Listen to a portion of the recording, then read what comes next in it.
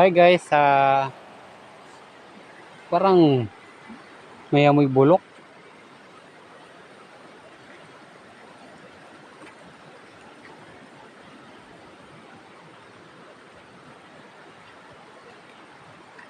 Alam nyo guys, maliit lang yung ilog, di ba? Oh, maliit lang. Pero pag lumaki to, pag alimbawa, umulan,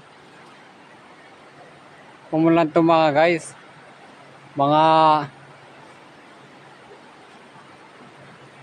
halimbawa, kahit mga 3 araw na diretsong ulan, abot hanggang dito.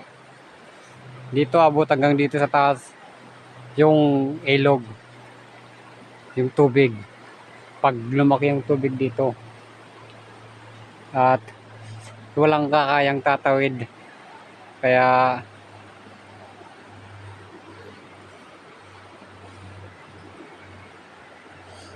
alam nyo guys, pag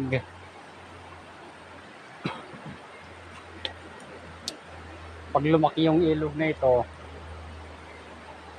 sisira na naman yung daanan ng mga sasakyan, mga jeep,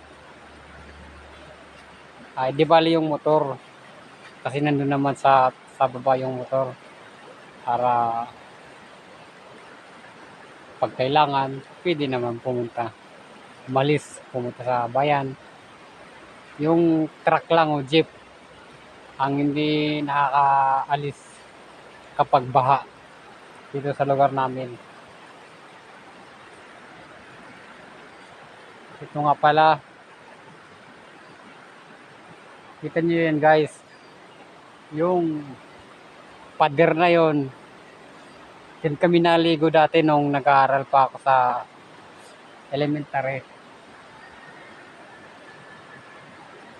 Dati yung bato na yon may tubig.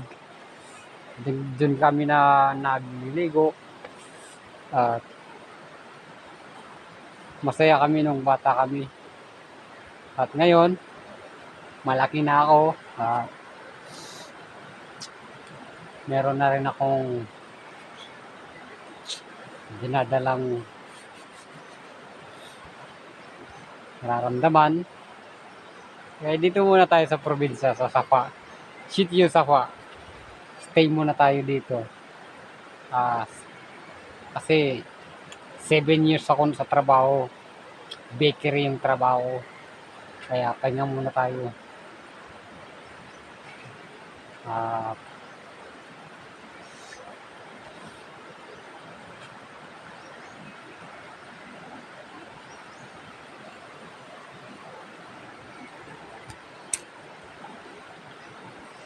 Yan yung may ilog pa dun dun sa taas. Puro dumi yan, puro sari-sari na kasi minsan dun na tayo dun sa taas yung ibang tao.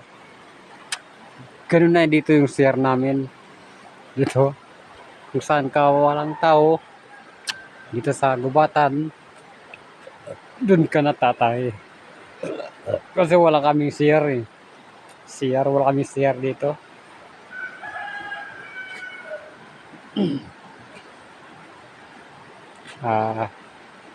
Kahit nga pala ako na tabing ilog, may bahay dun, kaya may manok yan yung pader na yon. Dan kami naligo dati. Yung bato na yon, dati ilog yun, puro ilog.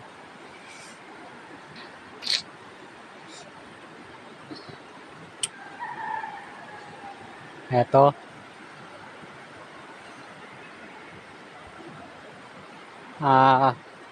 Balak ko sana pupunta doon.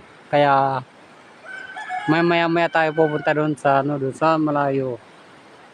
Sa taas, sa bundok. Doon tayo kukuha ng kawayan. Panggawa natin ng dampa, tulugan natin. Para hindi ako magkatabi lagi sa nanay ko at saka kapatid ko. Magkatabi kayong natulog eh. Kaya yun lang.